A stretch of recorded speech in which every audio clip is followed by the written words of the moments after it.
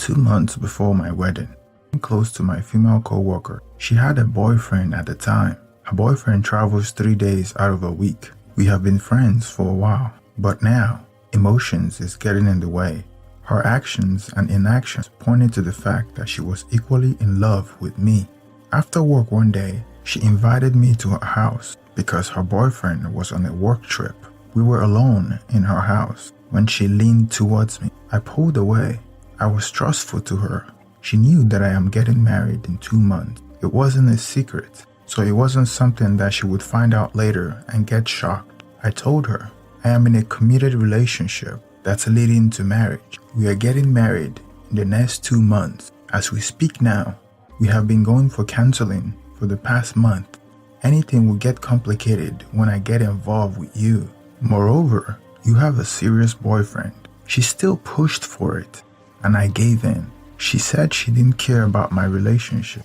As far as you feel the same way about me, nothing else matters, she said. That day was the first time we had sex with no protection. A couple of days later, she invited me to her place again, and it happened again. I thought since she had a boyfriend, I assumed she must be on birth control. A week before my wedding, she called me. Kevin, the signs are dangerous. I have missed my period. It should have come 3 days ago, but as we speak now, it's not yet in. I was confused. I asked her why she's telling me that, thinking that the pregnancy is likely to belong to her boyfriend. She said that according to her calculation, it's mine, but her boyfriend thinks that it's his. I told her that. I thought you told me that you were safe that day. She answered, yes, I was safe, but these things happen. We get it wrong sometimes. The following day, she texted me, yes, it's in. I'm pregnant. She sent a photo of the test strip to me. I told her, we shouldn't be talking about this in text messages. Kindly wait. I will give you a call when I'm less busy. But think of what we're going to do next before I call you. I was with my fiancé then. She walked across the room innocently while I was burning inside. To be blameless is bliss we usually take for granted. My fiancé could laugh heartedly, but all I could give in return was just a fake smile. I was in turmoil.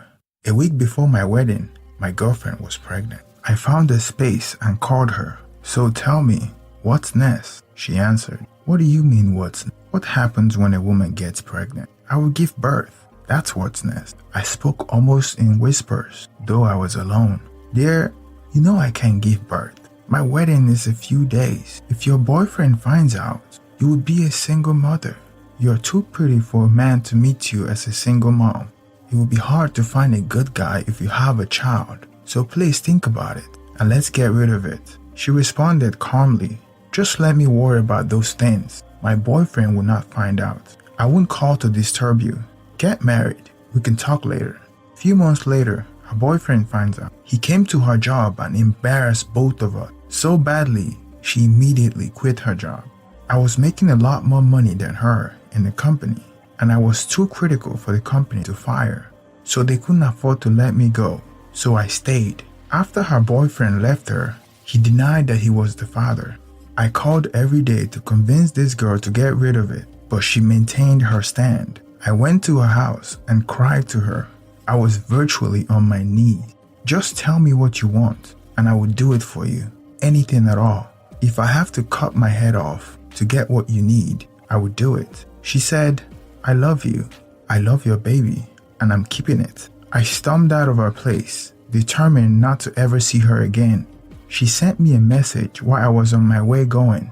Don't behave like getting a woman pregnant is a murder case. No, it's not even illegal. And you're not the only man to have a child outside marriage. I am not a little girl.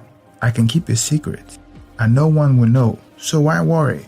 I never spoke to her again until after the wedding. She texted often, but I ignored her. I was worried. I went into marriage with huge deceit, and it haunted me. True to her words, she kept it a secret. When she gave birth, I went to visit her. I met her mother, and she introduced me to her as the father of the child. Her mother was calm with me because she already knew the story. She had fallen in love with her grandson, so she didn't have time to judge me. She told her younger brother as well. Those were the only two people she trusted to talk to about everything. Once in a while, I would visit her. She moved to a different town, so it made things easier. As the boy was growing up, he began to look like me. The boy was a year old when my wife got pregnant. She also gave birth to a boy. I didn't have enough money to spread across, so I stopped sending her money. It didn't bother her.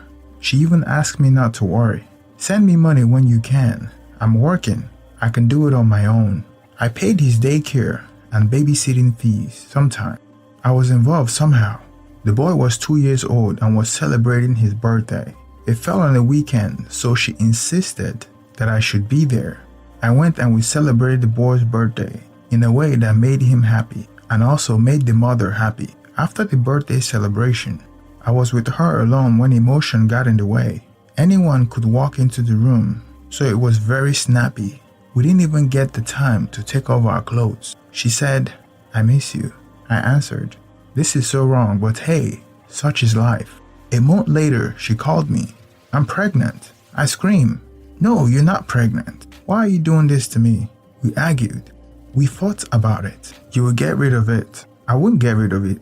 I wouldn't get rid of anything. I say you will.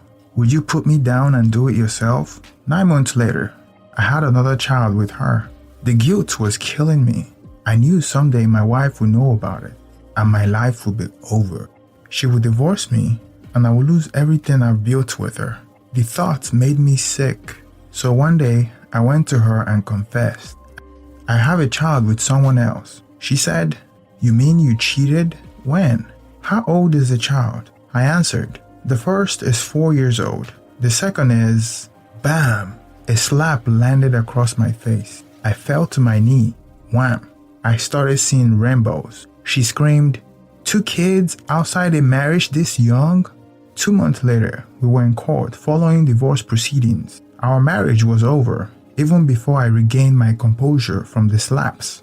The other lady thought I was going to marry her. She asked me, "Now what? Don't you think our kids would be happy to find us together?" I answered, "They have been happy without me in their life, and so shall it remain." She got angry and started getting at me.